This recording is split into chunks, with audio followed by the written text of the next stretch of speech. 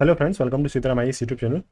Today in this video we will discuss economy's particular topic that is related to RBI and banking system. और यहाँ पे कुछ चीज़ें जो है वो हम यहाँ पे डिस्कस करेंगे RBI के बारे में, कुछ बैंक के बारे में है। इसके बाद में आपको सामने यहाँ पे टॉपिक्स जो दिख रहे हैं यहाँ सब देख लीजिए कि आपका एक्सचेंज रेट सिस्टम जो है इसके बारे में भी यहाँ पे थोड़ी सी चीज़ें हम देखेंगे। ठीक है, इसके अलावा आपका कुछ यहाँ पे PYQ वगैरह मैंने यहाँ पे लगा रखे थे कि कौन कौन से क्वेश्चन आए हुए हैं। तो सबसे पहले यही टॉपिक हम डिस्कस करेंगे सो दैट अपन क्लियरिटी होगी क्या चीज़ें यहाँ पे पढ़ने वाले हैं। ठीक है, इसके बाद में हम आगे चलेंगे, इसमें आपका बात करेंगे इंश्योरेंस मार्केट के बारे में, जो मैं आपको यहाँ पे नोट करवा दूंगा, ब्लैंक यहाँ पे साइड छोड़ रही है उसके लिए। इसके बाद आपका मनी के जो फंक्शंस हैं ये यहाँ पे मैंने लिख रखे हैं, ये बताएंगे। कुछ डिमांड एंड सप्लाई जो है इसके बारे में बात करेंगे, कैसे कैसे ये चीज़ें चलती हैं। इसके बाद में आपका फिर यहाँ पे है कि मनी क्रिएशन है, सर्कुलेशन है, इसके अलावा आपका मल्टीप्लायर है, वेलोसिटी है, ऐसी कुछ जो टर्म है ना इनके बारे में यहाँ पे बातें करेंगे। इसके ऊपर एक पीछे पहले क्वेश्चन में पूछा गया है कि मनी मल्टीप्लायर जो है इकोनॉमी में इंक्रीज होगा कब होगा, जब वहाँ पे जो लिक्विडिटी है वो बढ़ेगी, या जैसे ऑप्शन दे रखे हैं ये अपन आगे चल के देखेंगे।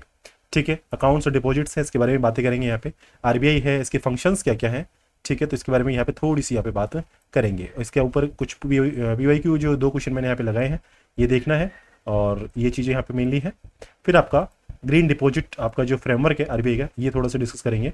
इसके अलावा आपके जो फाइनेंशियल और रेगुलेटरी इंस्टीट्यूशंस जो हैं इसके बारे में जो PYQ क्वेश्चन आए हुए हैं वो यहाँ पे देखेंगे। ठीक है, इसके अलावा फिर हम देखेंगे बेस रेट है, MCLR है, एक्सटर्नल बेंचमार्क रेट है, ये वगैरह डिस्कस करेंगे। फिर MCLR में इसके बाद में रेपो रेट जो है उसका लिंक क्या है वो चीज़ें यहाँ पे हम देखेंगे आगे जाके। इसके बाद में नेक्स्ट पॉइंट जो हम देखेंगे वो है आपका मॉनेटरी और फिजिकल पॉलिसी है।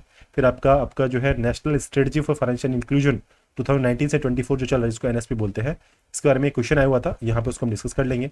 फिर आपका अदर टर्म्स वगैरह जो आती है बैंकिंग सिस्टम से ये भी यहाँ पे देखेंगे, जैसे स्विफ्ट है, ओस्त्र नोस्त्र अकाउंट है, लेटर ऑफ अंडरटेकिंग वगैरह है, लेटर ऑफ कंफर्ट वगैरह है, ये यहाँ पे देख लेंगे। इसके साथ में आपका जो फाइनेंशियल मार्केट है इसकी कुछ टर्म है, जैसे IPO FPO क्या होता है।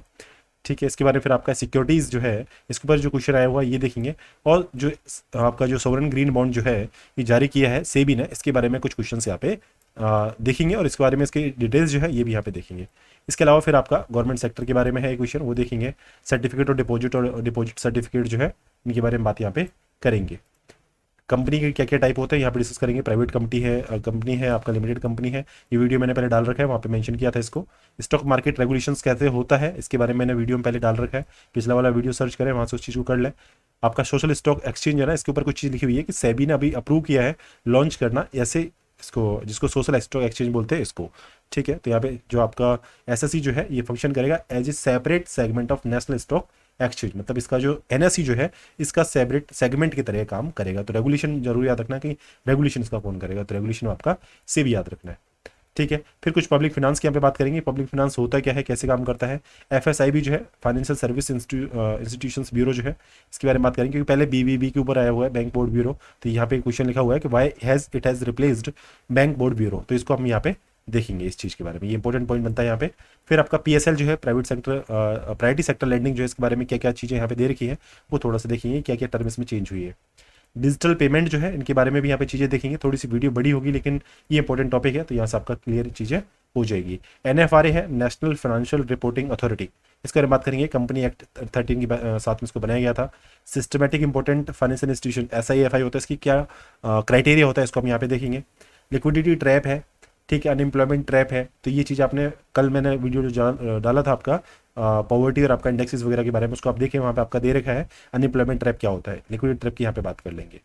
ठीक है, फिर आपका इन्फ्लेशन और एम्प्लॉयमेंट से रिलेटेड कुछ जो क्वेश्चंस पूछे गए हैं कि कंट्रोलिंग इन्फ्लेशन क्या है, इसके ऊपर क्वेश्चन पूछा था, डिमांड पुल इन्फ्लेशन के ऊपर आया था। और मोस्ट इन्फ्लेटरी आपकी जो इफेक्ट जो है किसी चीज़ के, वो क्वेश्चन पूछा था, 2 बार पूछा हुआ है। फिर इसके अलावा इन्फ्लेशन बेनिफिट्स है, इसकी बारे में बात करी थी। GDP अनएम्प्लॉयमेंट है, इसके बारे में क्वेश्चन पूछ रखा है, तो यह डिस्कस करेंगे। अनएम्प्लॉयमेंट के ऊपर कुछ टॉपिक्स हैं यहाँ पे, तो इनको भी हम यहाँ से देख लेंगे कैसे कैसे चीज़ें वर्क करेंगी। इसके अलावा आपका फॉरेन इन्वेस्टमेंट है, इसकी भी बात करेंगे, इसके ऊपर क्वेश्चन आया है। फिर स्ट्रेटेजिक डिसइन्वेस्टमेंट कैसे काम करता है, BOP कैसे काम करता है, तो BOP के बारे में कुछ यहाँ पे मैंने नोट्स यहाँ पे लगा रखे हैं, इसको हम यहाँ पे डिस्कस कर लेंगे। एंड देन BOP कुछ डेफिनेशन वगैरह है वो भी यहाँ पे दे रखी है। ठीक है, आगे देखेंगे आपका FDI, तो FDI के बारे में बात करेंगे। FDI क्या होता है, प्रोविटेड कौन कौन से सेक्टर में FDI को कर रखा है, तो यहाँ पे भी टॉपिक्स इसको यहाँ पे डिस्कस करेंगे कि कौन कौन सी जगह पे इसको प्रोहिबिट कर रखा है। ठीक है, एक्सटर्नल कमर्शियल बोरोइंग्स ECBs जो बोलते हैं इसके बारे में कुछ चल रहा है। ठीक है, तो यहाँ पे इसके पॉइंट है, ये भी हम देखेंगे, और न्यूज़ में क्यों है ये इसके बारे में हम डिस्कस यहाँ पे करेंगे। ठीक है, फिर आपका है बीओबी फॉरेक्स के ऊपर क्वेश्चन है, इसको यहाँ पे देखेंगे कैसे कन्वर्टिबिलिटी जो है रुपए की, इसके ऊपर कैसे यहाँ पे काम होगा। इसके अलावा आपका जो इंडियन बैंकिंग और रिफॉर्म्स जो है इसकी हिस्ट्री के बारे में कुछ बात करेंगे कि रिफॉर्म्स में कैसे कैसे हुआ, कि इसके ऊपर पीवाईक्यू में क्वेश्चन आया हुआ है। बैंकिंग सेक्टर रिफॉर्म्स जो है कंसोलिडेशन जो है आपका पीएसबी का, ये 1970s की बात जो है इसके बारे में यहाँ पे बात करेंगे कब कब इसका हुआ। तो नरसिम्हन कमेटी 1991 वाली है, 98 में भी आई थी। इसने मर्जर को यहाँ पे बताया था कि स्ट्रॉन्ग बैंक जो है उनका यहाँ पे पब्लिक सेक्टर के हैं, और आपका वर्मा कमेटी है उसने भी कुछ पॉइंट आउट किया था, तो यहाँ पे उसको देख लेंगे। ठीक है, देन इसके बाद हम बात करेंगे कि financial stability development council FSDC जो है इसके बारे में थोड़ी सी बात करेंगे कि इसके बारे में क्या क्या चीज़ें देखनी है। बेसिल नॉर्म्स है, कुछ नॉर्म्स हमें देखना है, टीयर 1 टीयर 2 आपके जो कैपिटल होते हैं इसके बारे में थोड़ी सी बात करनी है कि बेसल किसके, आपके बेसल 1 2 और 3 आपकी जो रेगुलेशंस जो आए बेसल कमेटी की जो आपका है सुपरविजन के लिए बैंक के, उसके बारे में थोड़ी सी बात यहाँ पे देखी जाएगी। फिर आपका यहाँ पे आएगा प्रॉम्प्ट करेक्टिव एक्शन क्या होता है, ठीक है, कैसे कैसे ये काम करता है, कैसे आरबीआई वगैरह ऐसे लगाता है, तो इसको हम देखेंगे। कैपिटल एडिकेसी रेशियो है सीएआर है, प्रोविजनिंग कवरेज रेशियो है पीसीआर है, लिक्विडिटी कवरेज रेशियो है, करेंसी डिपॉजिट रेशियो है, और आरडीआर आपका सीआरआर और एसएलआर को मिलकर बनाता है। तो यहाँ पे इन चीज़ों को यहाँ पे ये सामने आपके लिखा हुआ है, इसको यहाँ पे देखेंगे। ठीक है, फिर आपका ईज बैंकिंग रिफॉर्म्स इंडेक्स ये कैसे काम करती है, इसको भी यहाँ पे देखेंगे। ईज 1.0 से लेके 3.0 तक आया है, इसके बारे में बात करेंगे।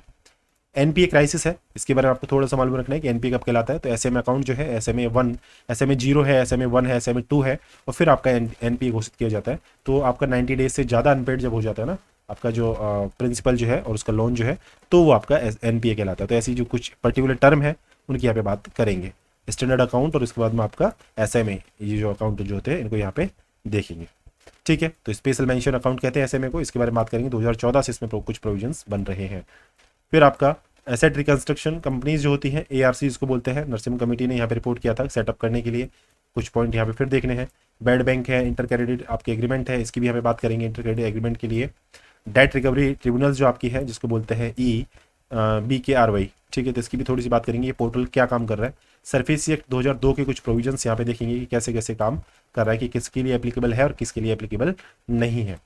ठीक है, इसके बारे में आपका इंसॉल्वेंसी एंड बैंक्रप्सी कोड जो 16 में आया 2016 में, यहाँ पे बात करेंगे। इसके कुछ 4 पॉइंट है, ये हमें देखने हैं। और आपका फ्यूजिटिव इकोनॉमिक ऑफेंडर्स एक्ट 2018 का आया, इसके बारे में बातें हम यहाँ पे करेंगे। और इसमें आपका ईडी को जो है पावर है यहाँ पे डायरेक्ट इंक्वायरी करने की, तो ये चीज़ें कुछ डिस्कस हम यहाँ पे कर लेंगे। इसके अलावा आपका है एडवांस प्राइसिंग एग्रीमेंट है APE, इसको देखना है।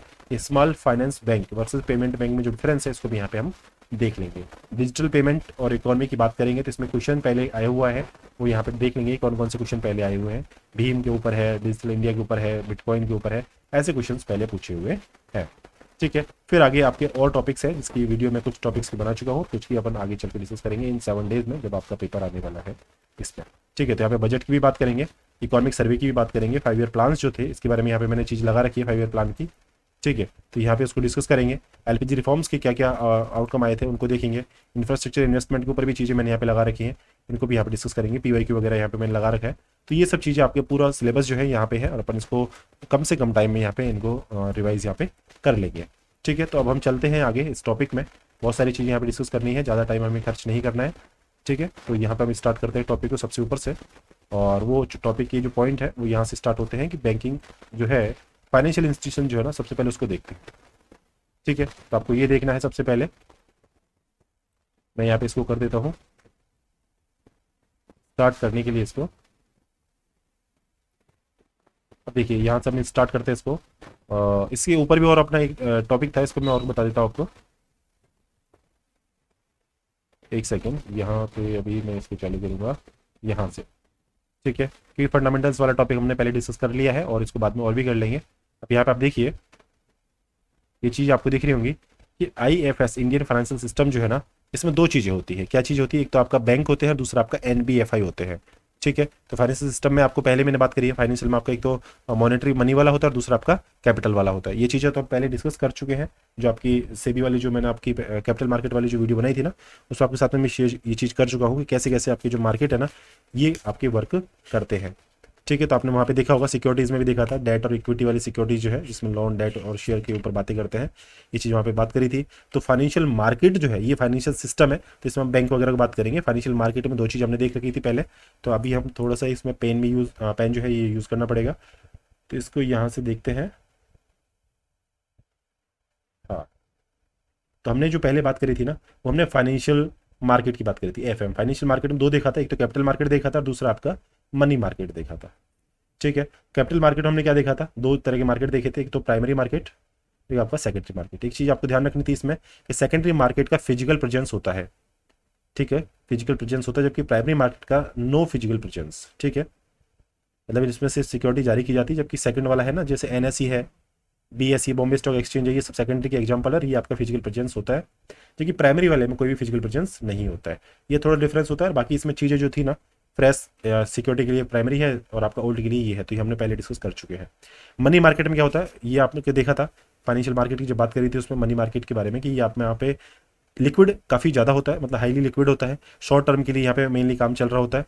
इसके अलावा यहाँ पे डेट इंस्ट्रूमेंट जो है यहाँ पे काम करते हैं, जिसमें आपका डेट पेपर जो है ये होता है, लेकिन यहाँ पे शेयर और एफडी पेपर जो है ये यहाँ पे काम नहीं करते हैं ज़्यादातर।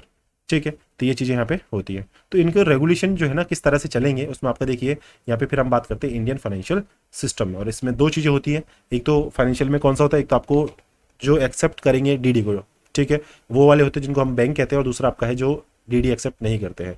ठीक है, तो डिमांड डिपॉजिट जो है ये यहाँ पे नहीं करते हैं, उसको बोलते हैं NBFI। ठीक है, नॉन बैंकिंग फाइनेंशियल इंस्टीट्यूशंस। ठीक है, तो ये हम यहाँ पे चीज़ें देखनी है। अब यहाँ पे आगे और इसका सेग्रीगेशन करते हैं, तो वो देखिए। ठीक है, तो यहाँ पे बैंक हो गया, एक NBFI हो गया। NBFI में देख लेते हैं कि बैंक में तो हम चलेंगे आगे। तो यहाँ पे इसके टाइप दे रखे हैं कि शेड्यूल बैंक होते हैं और आपका जो है नॉन शेड्यूल बैंक होते हैं, तो इसमें बहुत सारी चीज़ें देखेंगे, लेकिन यहाँ पे पहले हम देख लेते हैं NBFI में। ये छोटा टॉपिक है तो जल्दी खत्म हो जाएगा।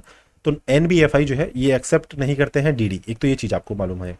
ठीक है, फिर यहाँ पे इसमें देखिए, एक तो आपका NBFC होता है, NBFI फाइनेंशियल इंस्टीट्यूशंस ना, तो इंस्टीट्यूशंस में आपकी कंपनी भी हो सकती है NBFC नाम से, क्रेडिट इन्फॉर्मेशन कंपनी ये भी हो सकती है, और आपका प्राइमरी डीलर जो है जो सिक्योरिटीज़ में डील करते हैं, लेकिन उनको अलाउ होता है। ठीक है, तो ये आपका प्राइमरी डीलर्स होते हैं, ये हमने देखा था। ठीक है, अब बात करेंगे हम NBFC के बारे में और आपका CIC के बारे में। अब यहाँ पे और एक डेवलपमेंट फाइनेंस इंस्टीट्यूशन है ना, इनके बारे में बातें करेंगे। अब ये देख लीजिए डेवलपमेंट फाइनेंस इंस्टीट्यूशन कौन कौन से होते हैं। तो पहले तो NBFC के बारे में बात कर लेते हैं, तब हमें पता चलेगा डेवलपमेंट फाइनेंस इंस्टीट्यूशंस कैसे चल रहे होते हैं। तो आपका NBFC जो है, जो आपका डिफरेंस है बैंक सिस्टम से, वो कैसे कि यहाँ पे देखिए आपको क्लियरली अब दिख रहा होगा कि NBFC जो है ये एक्सेप्ट नहीं करता है डिमांड डिपॉजिट। ठीक है, एक तो ये चीज़ आपको मालूम है कि इनको डिमांड डिपॉजिट यहाँ पे एक्सेप्ट करने की परमिशन नहीं होती है, तो डिमांड डिपॉजिट यहाँ पे एक्सेप्ट नहीं करते हैं। इसके अलावा आपका एक सेकेंड,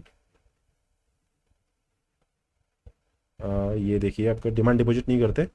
हाँ, इसके अलावा आपका NBFC जो है इनको क्या बोलते हैं, कुछ अलाउ होती हैं जो टाइम डिपॉजिट लेती हैं, उसको बोलते हैं डिपॉजिट टेकिंग NBFC। ठीक है, तो मोस्ट ऑफ नहीं करती हैं, कुछ ही करती है, तो ये ध्यान रखना है। मेनली ये जो है डिमांड डिपॉजिट एक्सेप्ट नहीं करती है। इसके अलावा यहाँ पे अब जब डिमांड डिपॉजिट नहीं कर रही है ये, तो यहाँ पे CRR जो है वो अप्लाई नहीं होता है। ठीक है, तो ये पॉइंट याद रखना है। और यहाँ पे जो कुछ जो अलाउड हैं उनको कम देना होता है। ठीक है, तो ये आपको ध्यान रखना है, जो डिपॉजिट लेती है उनको अलाउड है SLR कम लेना होता है, और जो उनको अलाउड नहीं है वो CRR उनका होता ही नहीं, जमा नहीं करना होता उनका। ठीक है, इसके अलावा आपका NBFC जो है यहाँ पे उनको पेमेंट सिस्टम जो है, पेमेंट और सेटलमेंट सिस्टम जो है ना, उसका पार्ट ये नहीं होते, और ये क्या है आपका चेक वगैरह भी इशू नहीं कर सकते। ये पॉइंट दो आपको यहाँ से क्लियर हो रहे होंगे। इसके अलावा NBFC जो है इनको लाइसेंस मिला होता है कंपनी एक्ट के अंदर में। ठीक है, और जो कुछ जिनको डिमांड डिपॉजिट अलाउड है वो आपका जो अलाउड है आपके बैंकिंग रेगुलेशन एक्ट के अंदर, क्योंकि बैंक जो है आपके वो बैंकिंग रेगुलेशन में एक्ट में आते हैं, तो वहाँ से उनका रेगुलेशन होता है।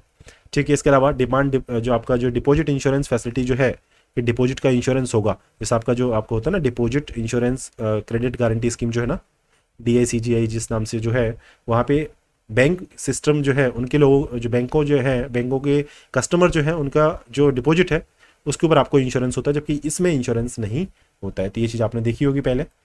ठीक है, तो यहाँ पे ये चीज़ आपको ये मालूम है। दूसरा ये पॉइंट हो गया यहाँ पे। इसके अलावा एक पॉइंट इसमें और नेक्स्ट में खोलता हूँ। ये देखिए, अब NBFC जो है ना उनके बारे में बात करते हैं कि जब भी देखा हमने कंपनी एक्ट के अंदर रजिस्टर होता है, तो कंपनी एक्ट में आपको दिख रहा है यहाँ पे कंपनी एक्ट 1956 में ये रजिस्टर होता है, रेगुलेटेड होते हैं, मल्टीपल रेगुलेटर होते हैं, क्योंकि देखो इंश्योरेंस कंपनी है तो IRDAI होगा। ठीक है। आपका पेंशन फंड है तो PFRDA वाला होगा। आपका मर्चेंट बैंक वगैरह है और ये कुछ और ऐसी जो इंस्टीट्यूशंस हैं तो उनको सेबी रेगुलेट करेगा। फिर इसके अलावा आपका माइक्रो फाइनेंस इंस्टीट्यूशन है तो आपको वहाँ पे स्टेट गवर्नमेंट वगैरह भी करती हैं, RBI भी करता है और नाबार्ड भी करता है, तो मतलब इनके रेगुलेटर हैं वो अलग अलग हो सकते हैं। इसके अलावा देखिए यहाँ पे कि इंगेज होते हैं किसमें, बिजनेस लोन दे सकते हैं, एडवांस दे सकते हैं, शेयर वगैरह का एक्विजिशन है, स्टॉक एक्विजिशन है, डिवेंचर वगैरह है, ये सब इशू कर सकते हैं। ठीक है, जो गवर्नमेंट के द्वारा जारी किए जाते हैं या लोकल अथॉरिटी के द्वारा, उनका यहाँ पे एक्विजिशन वगैरह ये सब काम चलता है। ठीक है, तो ये सब एक बेसिक काम है, आपको मालूम है। और इसके अलावा ये आपको ये ध्यान रखना है कि इनका प्रिंसिपल बिजनेस जो है वो आप यहाँ पे देख लीजिए कि एग्रीकल्चर एक्टिविटी है, purchase of sale of any goods है, ये जो है ना, ऐसा आपको इसने कहा है कि it does not include any institution whose principal businesses, ये जो सामने लिखा हुआ। तो ऐसे ही जो आपके काम है ना, इनके लिए अलग से आपका बना हुआ, जैसे नाबार्ड वगैरह है ना, NHB है, वो ऐसे काम करता है जो आगे लिखे हुए हैं। जैसे इंडस्ट्रियल एक्टिविटी है ये काम नहीं करेंगे, एग्रीकल्चर एक्टिविटी है उसके लिए काम नहीं करेंगे, तो नाबार्ड वगैरह है वो उनको रेगुलेट करते हैं। ठीक है, तो ये आपको थोड़ा सा इस चीज़ के बारे में मालूम पहले से होगा। फीचर्स यहाँ पे दे रखे हैं आपके NBFC के फीचर क्या होते हैं, तो ये देखिए फिर से वही चीज़ें हैं कि डिमांड डिपॉजिट एक्सेप्ट नहीं करते, चेक इशू नहीं कर सकते, डिमांड आपकी जो डिपॉजिट इंश्योरेंस है DIGCG, डिमांड डिपॉजिट आपका जो आपका क्रेडिट गारंटी स्कीम जो है, क्रेडिट गारंटी जो दी जाती है डिमांड डिपॉजिट्स के लिए, डिपॉजिट इंश्योरेंस गारंटी स्कीम जो है, क्रेडिट गारंटी CG जो है स्कीम CGS, ये यहाँ पे अवेलेबल नहीं है डिपॉजिटर्स के लिए। ठीक है, कुछ वर्ड्स आगे पीछे हैं, आप इनको एडजस्ट कर लें। और इसके अलावा आपका नॉर्म्स जो है पब्लिक सेक्टर लैंडिंग के लिए यहाँ पे अप्लाई नहीं होती, क्योंकि पब्लिक सेक्टर के लिए काम नहीं कर रहे होते, तो ये पॉइंट आपको जनरली आता होगा। इसके अलावा CRR जो है ये भी यहाँ पे अप्लाई नहीं होता। और दूसरी चीज़ यहाँ पे ये है कि यहाँ पे कुछ सिस्टमेटिकली इंपॉर्टेंट NBFCs भी होती है। तो वो कौन सी होती है, ऐसी NBFC जिनका एसेट साइज 500 करोड़ से ज़्यादा है। तो ये आपको थोड़ा सा पॉइंट याद रखना है कि 500 करोड़ से ज़्यादा वाली NBFC जो होती है ना, ये 500 करोड़ जो है, 500 करोड़ रुपए से ज़्यादा का जो इनका एसेट जो है, एसेट साइज, तो वो आपकी कौन सी होंगी, सिस्टमेटिकली इंपॉर्टेंट NBFC। तो इसके एग्जांपल आप देख लीजिए, यहाँ पे आपको पता चल जाएगा। पावर फाइनेंस कॉर्पोरेशन लिमिटेड है, और आपका रूरल इलेक्ट्रिफिकेशन कॉर्पोरेशन लिमिटेड है, RECL है, ILNFS है। तो ये सब आपकी NBFC थी जो आपकी सिस्टमेटिकली इंपॉर्टेंट NBFC थी। तो ये सब चीज़ हमने देख लिया कि चेक जारी नहीं करेगा, और इसके अलावा मल्टीपल रेगुलेटर होंगे, और यहाँ पे बहुत सारी चीज़ें हमने यहाँ पे देखी है। CRR वगैरह इनको जारी करना नहीं होता, मतलब ज़रूरी नहीं होता रखना। तो ये चीज़ यहाँ पे हमने NBFC के बारे में देख ली। तो अब यहाँ पे देखिए ये NBFC क्लियर हुआ हमारा। तो एक थोड़ी सी चीज़ ये और देख लेते हैं, क्रेडिट वाली। तो ये देखिए क्रेडिट वाली में चीज़ें हम देखना है कि इनका मेन काम क्या है, मतलब रेटिंग वगैरह का काम होता है। तो रेटिंग बेसिस पे ये आप और कंपनीज को भी सर्विस प्रोवाइड करती है। तो क्रेडिट इंफॉर्मेशन कंपनीज होती है, और ये स्पेशलाइज्ड होती हैं NBFC, मतलब ये NBFC है लेकिन स्पेशलाइज्ड है क्रेडिट रेटिंग जो है ना उसके लिए। तो एक कोर इन्वेस्टमेंट कंपनी रजिस्टर होती है RBI के साथ में, जिसका असेट साइज 100 करोड़ से ज़्यादा हो। ठीक है, तो ऐसी चीज़ आपको थोड़ा सा पॉइंट याद रखना है। उसमें 500 करोड़ था सिस्टमेटिक इंपॉर्टेंट में, और यहाँ पे आपका जो क्रेडिट इन्फॉर्मेशन कंपनी जो है, यहाँ पे कोर इन्वेस्टमेंट कंपनी जो रजिस्टर की होती है RBI के साथ में, उनको 100 करोड़ का एसेट जो है उससे ज़्यादा के लिए RBI के साथ उनका रजिस्ट्रेशन होना होता है। मेन बिजनेस क्या है उनका, एक्विजिशन होता है शेयर्स का, सिक्योरिटीज़ का, और सर्टेन कंडीशंस में उनको साथ में ये चीज़ें यहाँ पे मेंटेन की जाती है। ठीक है, तो ये यहाँ पे हो गया। प्राइमरी डीलर्स हैं, ये मैंने आपको पहले बता दिया। अब बात करते हैं आपका डेवलपमेंट फाइनेंस इंस्टीट्यूशंस, जो काफ़ी इंपॉर्टेंट टॉपिक यहाँ पे बनता है। ठीक है, तो डेवलपमेंट जो बैंक है ना, ये जैसे आपका है 1948 जो है, उसमें पहला स्पेशलाइज्ड बैंक बना आपका IFSI, जिसको बोलते हैं अपन इंडियन बैंक नहीं, इसको बोलेंगे industrial finance corporation of India, IFCI। ठीक है, ये बना, स्पेशलाइज्ड था, 1948 में बना। काम क्या था इसका कि जितनी बड़ी इंडस्ट्रीज है ना उनको फाइनेंस प्रोवाइड करना है। ठीक है, इसके बाद में आपका एक्ट जो था ना आपका 1948 का, Indian industrial finance corporation act 1948, इसके अंदर इसको बनाया गया। तो आपको ध्यान रखना है कि डेवलपमेंट के लिए जो आप काम करें तो 1948 से स्टार्ट हुए एक्ट के थ्रू, और IFCI वहाँ पे बना। इसके बाद में बहुत सारी चीज़ें यहाँ पे हुई, और बहुत सारी चीज़ों में कौन कौन सी चीज़ें हुई यहाँ पे देख लीजिए। जैसे नाबार्ड है, और इसके अलावा आपका एग्जिम है, NHB है, नेशनल हाउसिंग बोर्ड है। ठीक है, इसके अलावा आपका SIDBI है, ये कैसे काम करता है। मुद्रा बैंक आपको अच्छे से मालूम है, IDBI जो है ये भी है, और आपका NEDB जिसको बोलते हैं नॉर्थ ईस्ट डेवलपमेंट बैंक। तो ये आपके डेवलपमेंट फाइनेंस इंस्टीट्यूशंस कहलाते हैं। अब यहाँ पे देख लीजिए थोड़ा थोड़ा, इसको मैंने सीक्वेंस से लगाया कि कौन कौन से कब बने थे। ठीक है, तो पहले नाबार्ड है आपका, यहाँ पे मैंने लगा रखा है।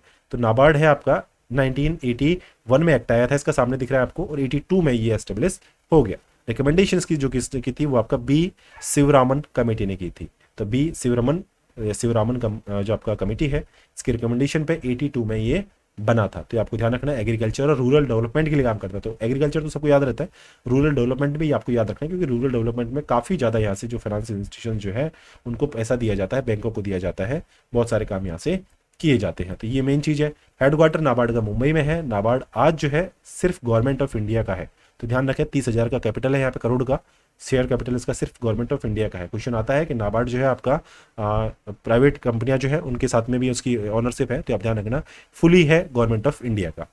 दूसरी चीज़ की ये रिस्पॉन्सिबल किसके लिए है? डेवलपमेंट के लिए, स्मॉल इंडस्ट्रीज़ के लिए भी है, कॉटेज इंडस्ट्री है गाँव में लगाने के लिए, और ऐसे कुछ काम जो विलेज और रूरल डेवलपमेंट के लिए काम होते हैं उनके लिए काम करता है। तो नाबार्ड फिर एक कौन सा फंड आपका जो है उसको ऑपरेट करेगा? वो आपका है rural infra development fund, RIDF बोलते हैं। और ये कब होता है, कैसे मतलब मैनेज होता है, फंड कैसे बनता है? तो आपकी जब बैंक वगैरह है, जो अथॉरिटीज़ RBI वगैरह जब इस पर PSL नॉर्म्स लगाती हैं और वहाँ पे जब शॉर्टफॉल होता है तो वहाँ से जो पैसा बचता है ना शेड्यूल कमर्शियल बैंक का, तो वहाँ से आपको ध्यान होगा कि ये नाबार्ड के इस फंड में आता है, RIDF में। तो इसको बोलते हैं रूरल इंफ्रास्ट्रक्चर डेवलपमेंट फंड। ऐसा ही आपका UIDF भी होता है, अर्बन इंफ्रास्ट्रक्चर डेवलपमेंट फंड, तो वो अलग काम होता है, तो उसको हम दूसरे टॉपिक में देखेंगे। फिर आपका नाबार्ड जो है इसको SHG बैंक लिंकेज प्रोग्राम जो है, ठीक है, उसके अंदर इसको यहाँ पे देखिए, इसको मैं यहाँ पे करता हूँ, ये रहा और आपके सामने हो गया। तो ये जाना जाता है SHG बैंक लिंकेज प्रोग्राम के अंदर, इसको जाना जाता है इसके काम के लिए। मतलब SHG बैंक लिंकेज प्रोग्राम था ना 1992, उसके लिए। अभी बना कब था? 82 में। इसके 10 साल बाद में प्रोग्राम आ रहा है। तो इसके फंक्शन क्या है कि ये काम करेगा मॉनिटरिंग का, इवेल्युएशन का, प्रोजेक्ट का, जिसको इसने फाइनेंस किया है या रीफाइनेंस किया है उनके लिए सब काम करेगा। कोऑपरेटिव बैंक है उनको भी रेगुलेट करेगा, RRB उनके लिए भी करेगा। कि कोऑपरेटिव बैंक और RRB क्या काम करता है? आपको रूरल डेवलपमेंट में भी काम आते हैं और आपके जो एग्रीकल्चर उसमें भी काम करते हैं, तो वहाँ पे रेगुलेशन इसका आता है। इसके अलावा आपका यहाँ पे और क्या करेगा, ये रीफाइनेंस करता है फाइनेंशियल इंस्टीट्यूशंस को जो फाइनेंस करेंगे रूरल सेक्टर में, और ट्रेनिंग भी प्रोवाइड करेगा। तो ट्रेनिंग देगा, रिफाइनेंस करेगा, और रिफाइनेंस जिनको किया है उनको रेगुलेट करेगा। और नॉर्मली कोऑपरेटिव बैंक और RRB है उनको भी रेगुलेट करता है। अब आगे इसमें क्या लिख रहा है, सामने आपको दिख रहा है कि रिफाइनेंस फैसिलिटी बाय नाबार्ड जो अवेलेबल है कौन कौन सी है, किस किस के लिए है। तो वो आप सामने दिख रहा है आपको कि स्टेट की cooperative agriculture rural development bank जो है, जिसको आप बोलते हैं स्काबार्ड, ठीक है, उनको ये काम करता है। स्टेट के नाबार्ड ऐसे कह सकते हैं आप, ठीक है, स्टेट के नाबार्ड उनको रिफाइनेंस करता है।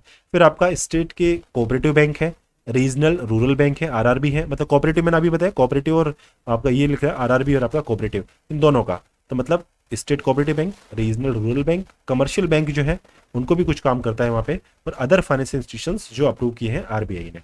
तो आपको थोड़ा सा याद रखना है, कमर्शियल बैंक है। कमर्शियल क्योंकि आपको मालूम है कमर्शियल बैंक जो है ना वो आपके कोऑपरेटिव टाइप के भी हो सकते हैं, और आपका शेड्यूल भी, मतलब उसमें कमर्शियल में आपका शेड्यूल भी हो सकता है, नॉन शेड्यूल भी हो सकता है। इसका एक यहाँ पे एक पॉइंट अलग से लिखा हुआ है कि यहाँ पे मैनी कोऑपरेटिव बैंक जो है ना वो नॉन शेड्यूल भी होते हैं। तो शेड्यूल में आपका कोऑपरेटिव हो सकता है, और आपका दूसरे जो बैंक है ना, पब्लिक सेक्टर बैंक है, प्राइवेट सेक्टर बैंक है, वो भी वहाँ पे हो सकते हैं, ठीक है। तो ऐसी यहाँ पे चीज़ें हैं जो अपन यहाँ पे डिस्कस करेंगे। अब दूसरी चीज़ क्या है, यहाँ पे देखिए आप, ये है आपका एक्जिम बैंक। एक्जिम बैंक कब बना? ये जब एक्ट जो है ना 1981 में नाबार्ड का, तो नाबार्ड बना 82 में शिवरामन कमेटी पे। जब नाबार्ड बना उसी साल ये बना आपका export import bank, Exim bank. तो ये भी आपका गवर्नमेंट ऑफ इंडिया का फुली ओन है, ओनरशिप है उसके ऊपर, ठीक है। और काम क्या इसका? फाइनेंस करेगा, फैसिलिटेट करेगा, प्रमोट करेगा फॉर आपका जो फॉरेन ट्रेड है ना उसको। तो एक्जिम बैंक आपको ये पता चल गया। फिर आपका NHB है। NHB क्या करता है भैया? तो ये आपका 5 साल बाद में एक्ट आता है 1987 में। बना कब? 88, मतलब अगली साल जाके ये बनता है। तो मतलब 5 साल का फर्क देखें, एक्जिम को नाबार्ड को एक साथ रखें, और NHB को, हाउसिंग जो है घर बाद में बनाएंगे, पहले ट्रेड करेंगे और उससे पहले आप नाबार्ड वाली चीज़ें एग्रीकल्चर रूरल डेवलपमेंट करेंगे। तो 98 में इसका एक्ट आया। अब देखिए इन दोनों का देखिए आप चीज़ें कि ये जो है ना चीज़ें ये आपकी एक्ट से लाई जा रही है, ठीक है। तो इसका भी एक्ट आया 1987 में। इसको काम का है, रेगुलेट करेगा, रिफाइनेंस करेगा सोशल हाउसिंग प्रोग्राम्स का, और कुछ अदर इनिशिएटिव्स हैं जैसे रिसर्च वगैरह, कुछ ऐसे काम ये यहाँ पे करता रहता है। बस इसका एक्ट और इसकी जो क्रोनोलॉजी है आपको याद होनी चाहिए। सिडबी है। सिडबी आपका कब आया? ये जब 88 में ये बना NHB, तो इसके बाद में आपका 1990 में ये बना small industrial development bank of India. तो स्मॉल इंडस्ट्रियल डेवलपमेंट के लिए काम करेगा, 1990 में आया और एक्ट के थ्रू आया, ठीक है। मेन इसका काम क्या है कि आपका जो प्रिंसिपल फाइनेंशियल इंस्टीट्यूशंस है उनके लिए काम करता है, promotion financing development of micro, आपका जो MSME सेक्टर है ना उसके लिए मेन काम करता है। इसके साथ में ये कोऑर्डिनेट भी करेगा फंक्शंस को, जो ऐसे इंस्टीट्यूशंस हैं जो ऐसी एक्टिविटीज़ में लगे हुए हैं उनके भी कोऑर्डिनेट करने काम करता है। तो फिर आपकी जो PM मुद्रा योजना वगैरह जो है ना स्कीम जो है, credit link capital subsidy scheme वगैरह है, इनको भी इंप्लीमेंट यही करता है। तो ये आपका जब आगे नाम आएगा ना मुद्रा वगैरह, ठीक है। तो मुद्रा बैंक जो बाद में बनाया गया, लेकिन पहले ही मुद्रा योजना वगैरह जो इसको आपको जो इम्प्लीमेंट करने का काम है वो सीडीबी का ही है। ठीक है। फिर आईबीडीआई है, आईडीबीआई वगैरह है, ऐसे आपके नॉर्थ ईस्ट के डेवलपमेंट के लिए कुछ फाइनेंस इंस्टीट्यूशंस चल रहे हैं। तो ये हमने चीज़ें यहाँ पे देख ली। ठीक है। अब हम बात करेंगे बैंकिंग सेक्टर की। तो बैंकिंग सेक्टर में आपको क्या क्या देखना है, ये देखिए बैंकिंग सेक्टर में इधर देखिए आप, दो चीज़ें यहाँ से क्लियर हो रही होंगी। बैंकिंग में आपके दो तरह से हो सकते हैं, या तो आपका शेड्यूल बैंक हो सकता है या आपका नॉन शेड्यूल हो सकता है। शेड्यूल का मतलब ये है कि जो आरबीआई एक्ट जो है ना 1934 उसकी शेड्यूल में लिखा हुआ है, ना कि 1949 वाला जो एक्ट है ना बैंकिंग रेगुलेशन एक्ट। रेगुलेशन के लिए बातें लिखी हुई है, जबकि उनका नाम जो है बैंकों का जो शेड्यूल में आएगा वो एक्ट 1934 में लिखा जाता है। तो सेकंड शेड्यूल आपकी 1934 वाले एक्ट की आरबीआई, ये पॉइंट ये सुनना आप।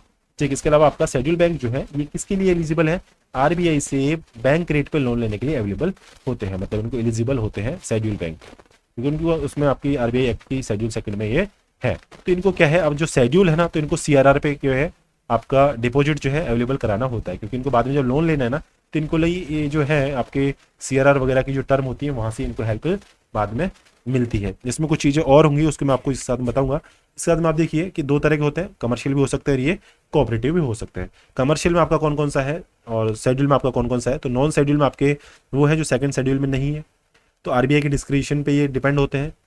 ठीक है। इसके अलावा ये सीआरआर मेंटेन इनको खुद के साथ करना होता है, आरबीआई के साथ में नहीं करना होता। ठीक है। तो यदि शेड्यूल है तो आरबीआई के साथ में इनको करना होता है वहाँ पे, यदि नहीं है तो इनको सीआरआर जो है खुद के पास में ही रखना होता है, बैंक को आरबीआई को देना नहीं होता। और एक पॉइंट आपका कि जब आपका शेड्यूल में आपका कोऑपरेटिव और आपका जो दूसरे बैंक है कमर्शियल बैंक है, कमर्शियल कोऑपरेटिव, तो कोऑपरेटिव में भी आप ध्यान रखें जो आपका कोऑपरेटिव है ना ये आपका शेड्यूल में आ रहा है तो कोऑपरेटिव आपका नॉन शेड्यूल में भी आता है। तो ये थोड़ा सा उल्टा लिंक है, जैसा आपका शेड्यूल है ये कमर्शियल कोऑपरेटिव हो सकता है, तो दूसरा याद रखें कोऑपरेटिव जो है ना ये आपका शेड्यूल भी हो सकता है, नॉन शेड्यूल भी हो सकता है। ठीक है। ये पॉइंट आपको यहाँ से थोड़ा सा पता होना चाहिए था।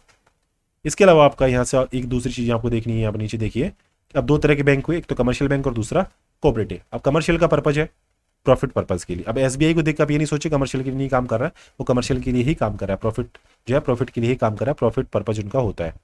ठीक है। जबकि आपका कोऑपरेटिव है वो आपका वेलफेयर के लिए काम करते हैं। तो ये सामने आपको दिख गया। फिर कोऑपरेटिव जो है कोऑपरेटिव बैंक किससे काम करता है, इसके मेंबर्स के लिए होता है मेनली तो, और इसकी जो है ये सेम टाइम इसके ओनर है कस्टमर है दोनों हो सकते हैं।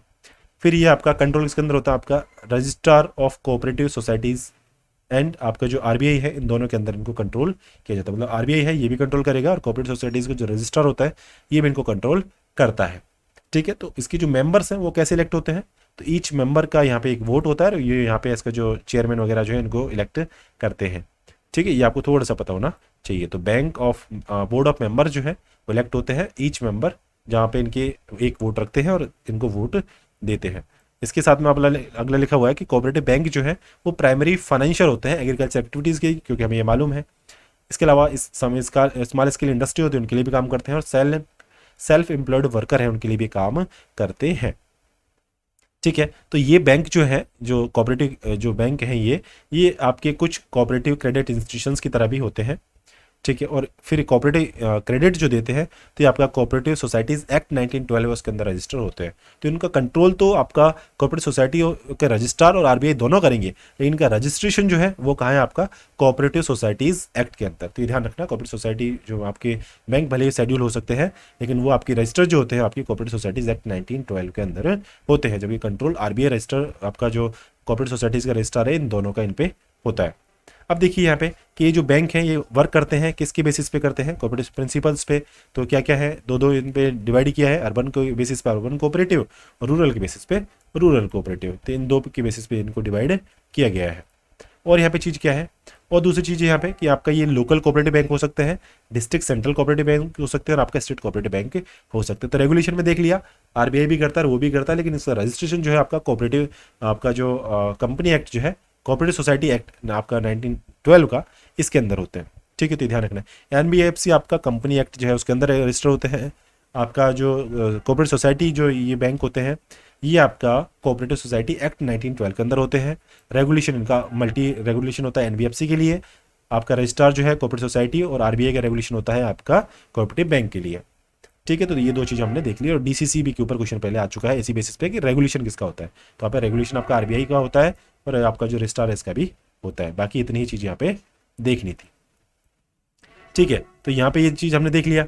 अब हम बात करते हैं यहाँ पे अगली चीज़, वो है कमर्शियल बैंक जो प्रॉफिट पर्पज के लिए काम करते हैं। तो यहाँ पे दो दिखिए, एक शेड्यूल दिख रहा है, एक आपका नॉन शेड्यूल दिख रहा है। नॉन शेड्यूल की बात कर लेते हैं, छोटे होते हैं क्योंकि 3-4 की बात करनी होती है यहाँ पे। एक तो पेमेंट बैंक है, दूसरा आपका स्मॉल फाइनेंस बैंक है, और तीसरा आपका लोकल एरिया बैंक है। अब देखिए इनमें क्या क्या चीज़ें देखनी है। अब नॉन शेड्यूल है, नॉन शेड्यूल मतलब जो आपकी सेकंड शेड्यूल जो है आरबीआई एक्ट 1934 की, उसमें नहीं है।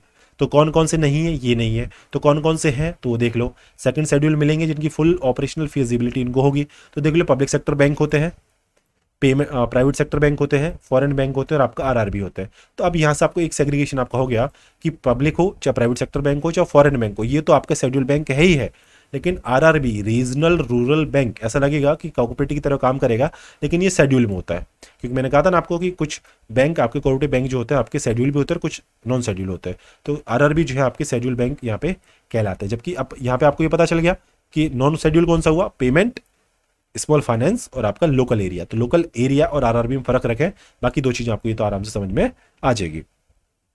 अब नॉन शेड्यूल की बात करते हैं। यहाँ पे नॉन शेड्यूल में आपका देख लीजिए, सामने आपको लिख रहा है कि पेमेंट बैंक की एक डिस्टिंक्ट टाइप का होता है बैंक, जिसमें आपका बनाया गया कब, बैंकिंग रेगुलेशन एक्ट 1949 जो है ना, इसके अंदर इनको परमिट किया जाता है। तो परमिशन यहाँ से इनको मिलती है। यदि शेड्यूल में होता तो ये आपका 1934 से होता। वहाँ पे रेगुलेशन की बात होती है, तो रेगुलेशन और शेड्यूल होना अलग अलग चीज़ें हैं।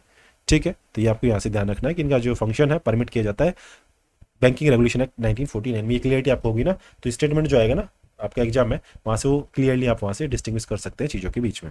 तो अब देखिए यहाँ पे डिपॉजिट ले सकता है, पेमेंट रेमिटेंस है ये भी दे सकता है, इंटरनेट बैंकिंग दे सकता है, बेसिक चीज़ें सब देगा। क्या नहीं देगा उसकी हम बात करेंगे, तो पहले सुन लेते हैं। इसके अलावा ये बिजनेस करस्पॉन्डेंट है, उनके साथ उसकी तरह अदर बैंक के लिए ये यहाँ पे एक्ट कर सकता है। मतलब और बैंकों की जो फैसिलिटीज जो होती है ना, उनको भी यहाँ पे प्रोवाइड की जा सकती है। ठीक है, इसके साथ में इनको परमिट किया जाता है डिपॉजिट कलेक्ट करने के लिए 1 लाख तक। इसको बाद में बढ़ा दिया गया, 2 लाख कर दिया गया। ठीक है, तो ये चीज़ ज़्यादा इन्फॉर्मेशन आपको यहाँ से पता रखने की जरूरत है नहीं। लेकिन ये क्या नहीं करते, तो देखिए ये यहाँ पे जो है ये इशू कर सकते हैं एटीएम और डेबिट कार्ड, लेकिन ये क्रेडिट कार्ड नहीं दे सकते। मतलब क्रेडिट देने का काम नहीं करते पेमेंट बैंक जो है, बाकी और सब काम कर सकते हैं। ये सीधी सी चीज़ आपको पता चल रही है। तो अब क्रेडिट नहीं दे सकते, तो क्रेडिट जुटाने के लिए फिर लोग चाहिए इसको, और अदर सब्सिडरी चाहिए। तो इसलिए सब्सिडरी भी यहाँ पे एस्टेब्लिश करने की इनको परमिशन नहीं होती है। ठीक है, तो ये आपको ध्यान रखना है कि ना तो क्रेडिट कार्ड दे सकते हैं, ना ही ये यहाँ पे सब्सिडरी यहाँ पे बना सकते हैं खुद के। ठीक है, तो वहाँ पर नॉन बैंकिंग फाइनेंशियल सर्विसेज देने के लिए सब्सिडरी चाहिए, तो वो भी नहीं बना सकते। ठीक है, इसके अलावा ये इनको परमिट नहीं होती है लैंडिंग एक्टिविटीज़ में। तो क्रेडिट नहीं दे रहे, लैंडिंग नहीं कर रहे, तो इनको परमिट नहीं है सब्सिडरी बनाने की, ये चीज़ नहीं है। बाकी और काम ये कर सकते हैं, आपका देगा, रेमिटेंस ले सकते हैं। क्या रेमिटेंस सीधा सिस्टम है, इंटरनेट बैंकिंग फैसिलिटी के लिए होती है। बिजनेस करस्पॉन्डेंट दूसरों को भी सर्विस बैंकों को दे सकते हैं, कि उनका रेगुलेशन तो पहले तो हो रहा है। तो ये पेमेंट बैंक आपके यहाँ पे हुए। ठीक है, फिर आपका यहाँ पे डिफरेंस है पेमेंट बैंक और स्मॉल फाइनेंस बैंक पे। तो पहले स्मॉल फाइनेंस बैंक को ऊपर से देख लेते हैं। तो ये देख लीजिए, आपका स्मॉल फाइनेंस बैंक जो है ये आपका वही प्राइवेट फाइनेंशियल इंस्टीट्यूशन होता है। प्राइमरीली क्या करता है, अंडरटेक करता है बेसिक बैंकिंग एक्टिविटीज़ को, जैसे कि आपका डिपॉजिट एक्सेप्ट कर लेगा। ठीक है, डिपॉजिट एक्सेप्ट तो आपके जितने भी आपके जो ये है ना बैंक वगैरह जो है, नॉन शेड्यूल हो चाहे शेड्यूल बैंक हो, ठीक है, ये सब जो है आपके, जिसका टॉपिक हमने सबसे ऊपर लिया था इसको, बैंक वाला जो डीडी डिमांड डिपॉजिट करते हैं ना ये, क्योंकि आपका एनबीएफआई जो है वो डिमांड डिपॉजिट नहीं लेते। तो यहाँ पे ये तो सिंपल सा पॉइंट आपको पता है, होता ही है कि डिपॉजिट एक्सेप्ट करेगा कि नहीं करेगा। ठीक है, इसके अलावा आपका ये जो है, अब जैसे पेमेंट बैंक था ना, तो वो लैंड नहीं कर सकता था, जो कि स्मॉल फाइनेंस बैंक है ये लैंडिंग करता है अनसर्व्ड सेगमेंट के लिए। जैसे आपका छोटे बिजनेस हुए, छोटे और स्मॉल आपके मार्जिनल जो है फार्मर्स हुए, उनको देता है। माइक्रो और स्मॉल इंडस्ट्री है उनको लिए भी देता है। अनऑर्गेनाइज्ड सेक्टर उनके लिए भी ये दे सकता है। लेकिन यहाँ पे ज्योग्राफिकल रिस्ट्रिक्शंस नहीं होती, जबकि आरआरबी जो है वहाँ पे उनको ज्योग्राफिकल रिस्ट्रिक्शन होती है। तो ये आपको थोड़ा सा सेगमेंट यहाँ पे देखना है, क्योंकि आरआरबी जो है वहाँ पे आपको लोकल एरिया बैंक है, एलएबी जो है, आरआरबी जो है, उनको वहाँ पे रिस्ट्रिक्शन होती है, जबकि स्मॉल फाइनेंस बैंक कैसे भी दे सकते हैं। तो ये दो फर्क आपको दिख गया, आपका एलएबी आरआरबी और आपका एसएफबी में। जबकि एसएफबी और आपका पेमेंट बैंक में हमने चीज़ें यहाँ पे देख ली कि एसएफबी जो है आपका लैंडिंग कर सकता है, पेमेंट बैंक लैंडिंग नहीं दे सकता। एलएबी को भी देख ले, ये भी आपका देखिए लाइसेंस देखो इनको मिला है एक्ट के अंदर 1949 के अंदर, क्योंकि आपका शेड्यूल हो चाहे अनशेड्यूल नॉन शेड्यूल हो, इनको लाइसेंस तो मिलेगा 49 के अंदर ही, क्योंकि काम तो वहीं हो रहा है। लेकिन बस ये है कि इनको फुल फिजिबिलिटी नहीं होती, क्योंकि वो शेड्यूल बैंक को होती है। ठीक है, इसके अलावा देखिए each local area bank is registered as a public limited company. तो ये कंपनी की तरह रजिस्टर्ड यहाँ पे होते हैं। तो ये थोड़ा सा पॉइंट आपको मालूम होना चाहिए था। ठीक है, तो ये चीज़ है। और आपका जो ये था आपका ये हमने देखा कि यहाँ पे भी देखो परमिशन जो है ये भी आपको बैंकिंग रेगुलेशन 49 मिली। यहाँ पे परमिशन जो है आपका लाइसेंस वगैरह है काम करने का, यह भी आपको 49 के अंदर मिला। दूसरी चीज़ ये अब देखिए आपको दिख रहा है नॉन शेड्यूल है, तो शेड्यूल होते तो क्या करना होता, सीआरआर करना होता, एसएलआर करना होता और पीएसएल एप्लीकेबल होता। जबकि ये नॉन शेड्यूल है तो यहाँ पे ना तो सीआरआर चाहिए, ना एसएलआर चाहिए, ना पीएसएल चाहिए। पीएसएल मतलब प्रायोरिटी सेक्टर लैंडिंग। तो प्रायोरिटी सेक्टर लैंडिंग किसको चलेगा, मेनली आपकी जो शेड्यूल बैंक है ना उनको मेनली वहाँ पे काम होता है प्रायोरिटी सेक्टर लैंडिंग का। सीआरआर एसएलआर है ये उनको वहाँ पे काम करना होता है। ठीक है, तो ये मेन डिफरेंस आपको पता चल गया। फुल फिजिबिलिटी नहीं होती है, शेड्यूल में नहीं होते, सेकंड शेड्यूल में नहीं होते आरबीआई 34 के एक्ट में। और इसके अलावा आपका सीआरआर एसएलआर पीएसएल जरूरी नहीं होता है। पीएसएल का पॉइंट याद रखना है आपको, मेनली ये जरूरी है। ठीक है, इसके अलावा आपका ये देखिए इंट्रोड्यूस कब किया, मनमोहन सिंह जी के टाइम पे किया गया 1996 में। उस टाइम के बजट में आया, फाइनेंस मिनिस्टर थे उस टाइम पे। और आरआरबी की तरह यहाँ पे क्या है, यहाँ पे इनको यूनियन स्टेट गवर्नमेंट ने बाई एक्ट जो पार्लियामेंट है उसके थ्रू नहीं बनाया है, सीधा इनको जैसे कह सकते हैं ऑर्डिनेंस के फॉर्म में इनको लाया गया था। एक पॉइंट ये याद रखना है। ठीक है, और काम क्या है इसका, प्रॉफिट अर्न करना इसका मेन काम यहाँ पे होता है। तो ये चीज़ यहाँ पे हो गई। और इसके अलावा यहाँ पे जो है अप्लाई करना होता है इनको आरबीआई को अंडर बैंकिंग रेगुलेशन एक्ट के अंदर। ठीक है, और आपका जो ये है ना पेमेंट बैंक, ये स्मॉल फाइनेंस बैंक बन सकते हैं कुछ साल के बाद में, उसको हम यहाँ पे देखेंगे। तो यहाँ पे दो चीज़ हमने देख लिया अब यहाँ पे। एक तो कमर्शियल बैंक होता है किसमें, आपका बैंकिंग सेक्टर में। एक तो आपका हो गया कमर्शियल बैंक जो आपका इसके लिए काम करेगा। ठीक है, दूसरा आपका कौन सा है, कोऑपरेटिव बैंक, ये यहाँ पे आपने देख लिया। फिर कमर्शियल में आपका देखा हमने कि कोऑपरेटिव आपने देखा था, कोऑपरेटिव को आपकी शेड्यूल भी होंगी, तो आपको एक अलग से डिफरेंशिएशन भी रखना है। कमर्शियल बैंक में दो चीज़ हमने देखी, एक तो शेड्यूल बैंक और दूसरा नॉन शेड्यूल, जिसमें पेमेंट है, एसएफबी और आपका एलएबी है। पेमेंट, एसएफबी और एलएबी हमने देख लिया। ठीक है, अब हमें देखना है शेड्यूल बैंक, जिसमें आपका देखना है चार चीज़ें, public sector, private sector, foreign और आपका आरआरबी। लेकिन इससे पहले एक डिफरेंस हमें जो देखना था वो यहाँ पे देख लीजिए कि आपका जो पेमेंट बैंक और इसमें जो डिफरेंस था ना, ये आप देख लीजिए यहाँ पे। ये देखिए कि पेमेंट बैंक जो है ये उषा थोराट पे है। ठीक है, रिकमेंडेशन में थे, जबकि नचिकेत मोर ने आपके रिकमेंडेशन दिए स्मॉल फाइनेंस बैंक के लिए। स्मॉल फाइनेंस बैंक लैंडिंग कर सकते हैं, पेमेंट बैंक नहीं कर सकते। डिमांड डिपॉजिट दोनों अलाउड होते हैं, ये लैंड नहीं कर सकते, स्मॉल फाइनेंस लैंड कर सकते हैं। इसके अलावा सेविंग अकाउंट दोनों खोल सकते हैं, कोई परेशानी वाली बात नहीं है। रिमिटेंस दोनों प्रोवाइड कर सकते हैं, कोई परेशानी वाली बात नहीं है। एटीएम डेबिट कार्ड पेमेंट कर सकता है, जबकि क्रेडिट कार्ड जो है आपका स्मॉल फाइनेंस बैंक जो है ना ये कर सकते हैं, क्योंकि क्रेडिट देने का काम वहाँ पे अलाउ होता है। यहाँ पे ये यहाँ पे लिख रहा है। इसके अलावा ये देखिए यहाँ पे इंश्योर करना होता है इनको 50% लोन जो है इनके वो सिर्फ 25 लाख तक के लिए हो। 50% से ज़्यादा का जो है मतलब 50% लोन तो इतना ही होना चाहिए, 25 लाख तक की उनकी लिमिट हो। इसके अलावा आपका देखिए यहाँ पे mutual fund, insurance third party दे सकते हैं, क्योंकि इनको कुछ तो अर्निंग करनी होगी ना, तो ये भी सेम काम कर लेते हैं। इसके अलावा पेमेंट बैंक को अप्लाई करना होता है एसएफबी के लिए जब ये 5 साल पूरा कर लेते हैं। तो एयरटेल पेमेंट बैंक है, 5 साल में खुला, तो अभी ये स्मॉल फाइनेंस बैंक की तरह भी काम कर सकता है करना चाहे तो। अभी मुझे ये मालूम नहीं कि स्मॉल फाइनेंस बैंक है कि नहीं एयरटेल, लेकिन हाँ ऐसा हो सकता है। जैसे आपका जो वॉलेट तो जो था पेमेंट वॉलेट पेटीएम, वो बाद में आपका पेमेंट बैंक बन गया और अभी नॉर्मल आपका बैंक वो बन गया है। तो ये चीज़ आपको थोड़ा सा मालूम होना चाहिए था। ठीक है, अब यहाँ पे आपका पब्लिक सेक्टर, प्राइवेट सेक्टर और फॉरेन बैंक। अब public sector, private sector, foreign bank है, ये सिंपल सी चीज़ें हैं। सीआरआर, एसएलआर, आपका पीएसएल नॉर्म्स वगैरह इनको सबको लगाना होता है, क्योंकि शेड्यूल में है, तो ये आपको थोड़ा पता रखना है। इसके अलावा सेकंड शेड्यूल में है, फुल ऑपरेशनल फिजिबिलिटी होती है। दूसरी चीज़ आपको यहाँ पे देखना था ना ये कि यदि शेड्यूल में है तो ये लोन के लिए एलिजिबल होते हैं किस रेट पे, बैंक रेट पे आरबीआई से। तो ये शेड्यूल बैंक की बात होगी। इसके अलावा सीआरआर को जमा कराना होगा, तो ये चीज़ दो आपने यहाँ पे देखनी थी। अब देखिए यहाँ पे आरआरबी को देखना है, बाकी चीज़ें सिंपल हैं, नाम बात उसकी कर लेंगे कि आरआरबी जो है उनका एक्ट आया था 76 में। ये थोड़ा सा आपको ध्यान रखना है कि 76 में आया था। ठीक है, आरआरबी 1976 आपका इससे ये चला। हाँ, बन पहले गया था 1975 में, ऑर्डिनेंस से ला दिया गया, लेकिन एक्ट बाद में आया था। तो दीदी आए कि एस्टेब्लिश कैसे हुआ, तो ये आपका ऑर्डिनेंस से हुआ, जबकि बाद में इसको एक्ट लाया गया। काम क्या है, एडिक्वेट इंस्टीट्यूशन क्रेडिट देना है एग्रीकल्चर और अदर रूरल सेक्टर में। तो देखा आपने कि इसकी आपकी जो है जैसे कि आपका स्मॉल फाइनेंस बैंक था और आपका जो एलएबी था, उनकी ज्योग्राफिकल रिस्ट्रिक्शन नहीं होती है, क्योंकि आरआरबी जो है ना नहीं, एलएबी और आरआरबी को रिस्ट्रिक्शन होती है ज्योग्राफिकल, जबकि आपके स्मॉल फाइनेंस बैंक में वहाँ पे ज्योग्राफिकल रिस्ट्रिक्शन नहीं होती। अभी जस्ट पिछले पॉइंट में हमने देखा था। और आरआरबी जो है can only operate in the areas that have been designated by Government of India. ये ध्यान रखना है कि गवर्नमेंट ऑफ इंडिया है उनको पर्टिकुलर रीजन में बनाती है, जबकि स्मॉल फाइनेंस बैंक जो है उनको कहीं भी बनाया जा सकता है, वो कैसे भी काम कर सकती है।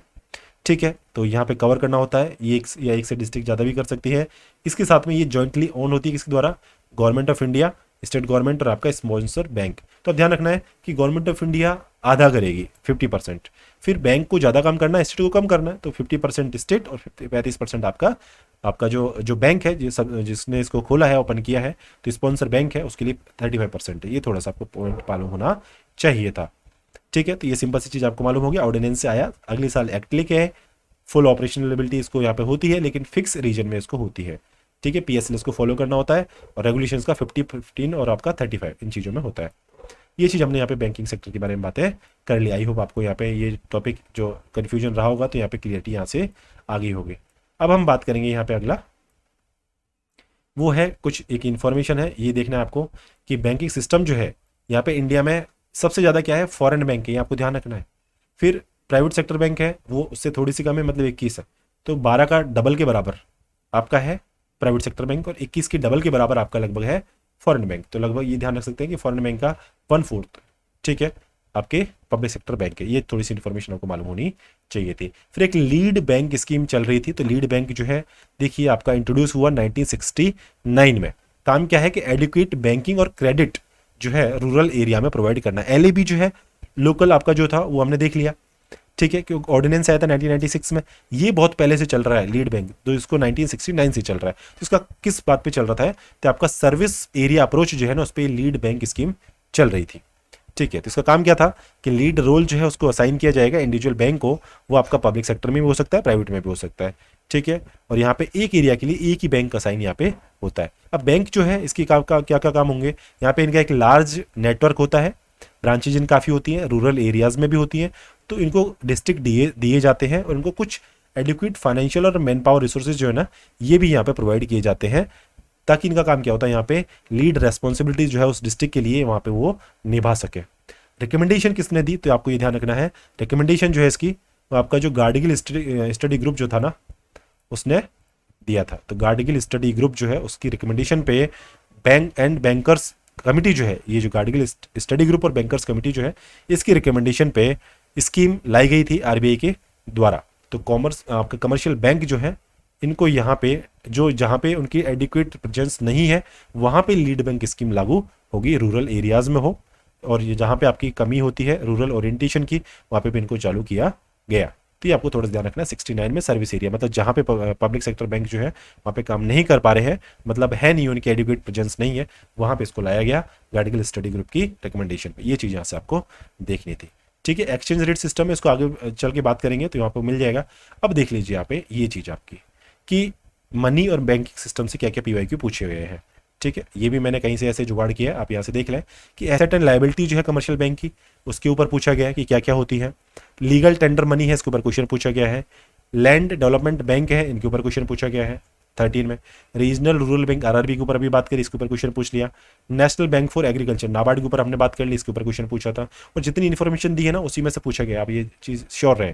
प्रायोरिटी सेक्टर लैंडिंग है, इसके ऊपर बात कर ली थी कि क्यों उनकी होती है, तो आपका जो बात करी थी हमने कि शेड्यूल बैंक है, उनको प्रायोरिटी सेक्टर लैंडिंग के लिए वहाँ पे असाइन किया जाता है। ठीक है, बेसल नॉर्म्स आगे चल के बात करेंगे, आपको मैंने टॉपिक बता दिए थे। बैंक रेट वगैरह है, इसके ऊपर बात कर ली कि बैंक रेट पे आपका जो शेड्यूल बैंक है उनको वहाँ पे लोन दिया जाता है आरबीआई के द्वारा। सीआरआर, एसएलआर और पीएसएल नॉर्म्स फॉलो करनी होती है। फिर आपका मार्जिनल स्टैंडिंग फैसिलिटी रेट, इस पर 2014 में क्वेश्चन आया, जबकि आपका डिमांड डिपॉजिट और टाइम डिपॉजिट है, बहुत सिंपल क्वेश्चन होता है। आगे मैंने एक फोटोग्राफ इसमें फोटो लगा रखा है, उसमें देख लेंगे। पेमेंट बैंक जो है इसके ऊपर क्वेश्चन पूछ लिया हमने, इसमें बात कर ली स्मॉल फाइनेंस बैंक और आपका जो पेमेंट बैंक क्या फ़र्क है उसमें, कि क्रेडिट नहीं दे सकते और 5 साल का टाइम उनको चाहिए होता है। उषा थोराट पेमेंट बैंक के लिए बनी थी, जबकि आपका नचिकेत मोर्चा आपका फाइनेंस स्मॉल फाइनेंस बैंक बने थे। इसके अलावा आपका नॉन प्रॉफिटेबल एसेट एनपीए जो है, जिसमें आपका एसएमए 0, 1, 2, 3 वो बात करेंगे आगे, और एनपीए कैसे कहलाता है। सीबीएस कोर बैंकिंग सॉल्यूशन, जिसमें आपके बैंक जुड़े हुए हैं, उसकी बात करेंगे। स्मॉल फाइनेंस बैंक एसएफबी, इसके ऊपर बात कर ली हमें, क्वेश्चन आ गया। कैपिटल एडुकेसी रेशियो, ये 4 ratio, CRR, capital adequacy ratio और आपका करेंसी एडुकेसी रेशियो और कुछ ऐसे जो 4 रेशियो हैं, आगे हमने इसमें बात करेंगे, वो हमें यहाँ पे डिस्कस करने हैं। फिर इसके अलावा एमसीएलआर है, इसके ऊपर पहले भी क्वेश्चन पूछा गया है, फिर एक बार फिर से एमसीएलआर के ऊपर क्वेश्चन पूछ लिया। बैंक बोर्ड ब्यूरो है, अब एफएसआई भी है, इनके ऊपर क्वेश्चन बनता रहता है, 2 बार इस पर पूछ लिया है। और लास्ट ईयर तक इसमें क्वेश्चन मैंने डाले हैं, तो यहाँ से आपको डाउट की कोई चीज़ रहेगी नहीं। इसके अलावा चेयरमैन जो है पब्लिक सेक्टर बैंक का, ठीक है, इसके ऊपर क्वेश्चन पूछा है कि इनको कौन बनाता है, तो बीबीबी ही यहाँ पे बनाता था अब तक। ठीक है, और एक आपका है कि बीबीबी के ऊपर बात करनी थी। इसके अलावा रिजर्व बैंक ऑफ इंडिया है और इसका रोल है बैंकिंग सिस्टम में, ये आपको इसके ऊपर क्वेश्चन पूछा। District central cooperative bank, cooperative bank में हमने देखा था ना, स्टेट कोऑपरेटिव डिस्ट्रिक्ट सेंट्रल वाला वो देखा था। एक आपका जो था ना ये एक एपीसी इसको बोलते हैं, प्राइमरी एग्रीकल्चर, पीएसी कंपनी जो होती है कोऑपरेटिव सोसाइटी जो है पीएसीएस, ठीक है, प्राइमरी एग्रीकल्चर कोऑपरेटिव सोसाइटी, उसके ऊपर भी अपन एक टॉपिक यहाँ पे डिस्कस करेंगे। अर्बन कोऑपरेटिव बैंक जो है इंडिया में, इसके ऊपर क्वेश्चन पूछ लिया कि इनको रेगुलेट कौन करता है, तो आरबीआई और स्टेट वगैरह सब बहुत लोग करते हैं, अभी हमने देखा था। रजिस्ट्रार जो है आपका वो रेगुलेट वहाँ पे करता है। इसके अलावा एग्रीगेट मनी सप्लाई है, इसके ऊपर बात करी, मनी मल्टीप्लायर इसके ऊपर भी करेंगे थोड़ी सी। शॉर्ट और लॉन्ग टर्म फाइनेंस जो है, कमर्शियल पेपर है, कॉल मनी है, बिल्स है, इसके ऊपर बात करेंगे। ओपन मार्केट ऑपरेशन ओएमओ, इसके ऊपर बात करेंगे। और फिजिकल डेफिसिट है, मॉनेटरी पॉलिसी कमेटी है, financial responsibility and budget management act 2003 का एफआरबीएम एक्ट है, इसमें कौन कौन सी चीज़ें रखनी होती है पार्लियामेंट के फ्लोर पे, वो चीज़ें यहाँ पे देखनी है। इस पर क्वेश्चन बना था। आरबीआई का रोल मनी सप्लाई में क्या है, ये देखना है। कैश रिजर्व रेशियो CRR है, ये भी बात करेंगे। स्टैच्यूटरी लिक्विडिटी रेशियो SLR की बात करेंगे। आपका रिक्वायरमेंट क्या क्या होती है, interest coverage ratio ICR question पूछा 2020 में। मॉनेटरी पॉलिसी है, इसके ऊपर भी क्वेश्चन पूछा गया है। इकोनॉमिक कंटेजियन जो है, ये इसके ऊपर 2020 में क्वेश्चन आया, इकोनॉमिक रिसेशन पे 2021 में आया। तो इतने सारे क्वेश्चन आपके पूछे गए हैं बैंकिंग सेक्टर के ऊपर। तो ये क्वेश्चन हमने यहाँ पे सबको इसमें इंक्लूड किया गया है, कोई भी चीज़ यहाँ से छोड़ी हुई नहीं है। तो आप इससे श्योर रहें। मिलते हैं नेक्स्ट वीडियो में, काफ़ी बड़ा वीडियो हो गया, ठीक है। इतना आप इस चीज़ को, सेशन को एंजॉय किया तो वीडियो को लाइक करें, चैनल को शेयर करें, सब्सक्राइब करें, वीडियो को भी शेयर करें, और मिलते हैं नेक्स्ट सेशन में। Thank you for watching this video.